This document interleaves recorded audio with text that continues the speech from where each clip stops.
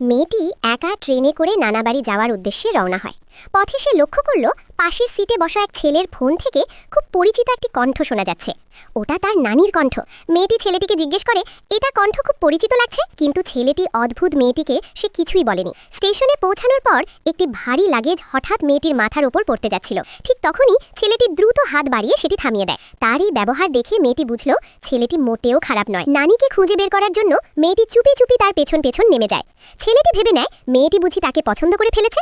সে মেয়েটিকে পরামর্শ দেয়, শোনো, আমার মতো ছেলেকে ভুলে যাও, আমি তোমাদের মতো আদুরে মেয়েদের পছন্দ করি না। এইটুকু বলেই সোজা হাঁটতে থাকে। কিন্তু মেয়েটি আবার তার ব্যাগের স্ট্র্যাপ ধরে টেনে থামায়। এবার ছেলেটি পুরোই বিরক্ত হয়ে বলে, যদি আমাকে পছন্দ করে থাকো তাহলে লাইন ধরো, অনেকে অপেক্ষা করে আছে।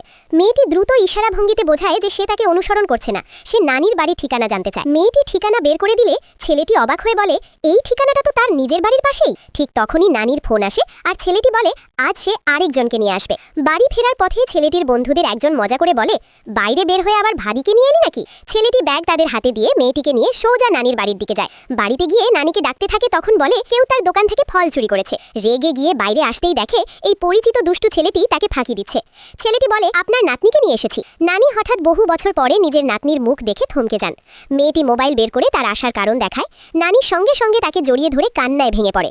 নানি নাতনির সেই মিলন দৃশ্য ছেলেটির সহ্য হচ্ছিল না। সে সিগারেট ধরিয়ে দেয় নিজের চোখের জল লুকাতে। মেয়েটির মা সম্প্রতি দুর্ঘটনায় মারা গেছেন। নিষ্ঠুর বাবা আবার অন্য মহিলাকে বিয়ে করেছে। তার থেকেও খারাপ, সৎ বোনের হার্ট সমস্যা, তাই বাবা বলছে তার থেকে নিয়ে চিকিৎসা করাবে। তাই মেয়েটি বাধ্য হয়ে নানির কাছে এসেছে। সব শুনে ছেলেটির মনটা খারাপ হয়ে যায়। নানি তৎক্ষণাৎ বলেন এখন থেকে এইটাই তার বাড়ি। এতে ছেলেটি মুক্ত মনে নিঃশ্বাস ফেলে। রাতে সে চুপি চুপি মেয়েটির জন্য একটি নতুন স্লিপিং ড্রেস এনে দরজায় রেখে যায়, সাথে একটি নোট। কাপড়গুলো একেবারে পরিষ্কার।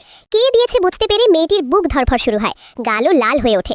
সে জানে না ছেলেটি সামনে বসেই তাকে দেখছে। ছেলেটি নিজেকে বলে, আমি কি